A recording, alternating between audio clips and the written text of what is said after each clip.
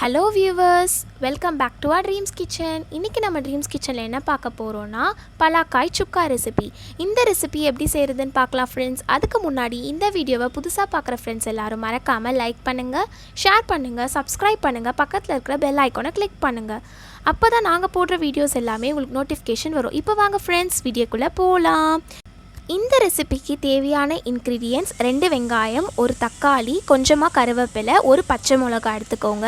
தேவையான அளவுக்கு மஞ்சத்தூள், மிளகாத்தூள், Kashmiri chilli powder, coriander powder, garam masala, தேவையான அளவுக்கு உப்பு. இப்போ ஒரு பேன் எடுத்துகிட்டு தேவையான அளவுக்கு எண்ணெய் ஊற்றிக்கோங்க. அதில் கொஞ்சமாக சோம்பு தாளிச்சிக்கோங்க. அதில் 2 வெங்காயம் ஆட் பண்ணிக்கோங்க. இப்போ நல்லா அதை வதக்கிக்கோங்க.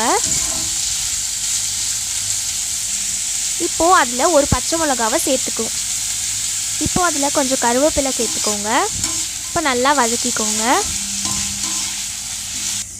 இதில் இப்போ 2 ஸ்பூன் அளவுக்கு இஞ்சி பூண்டு பேஸ்ட் சேர்த்துக்கோங்க. அதையும் நல்லா வதக்கிக்கோங்க.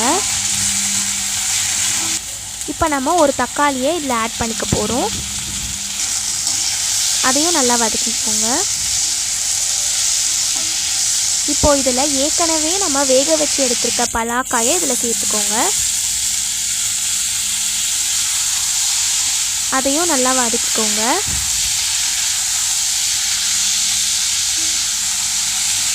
இதில் நம்ம ஏற்கனவே சொன்ன மசாலா ஐட்டம்ஸ்லாம் சேர்த்துக்கோங்க.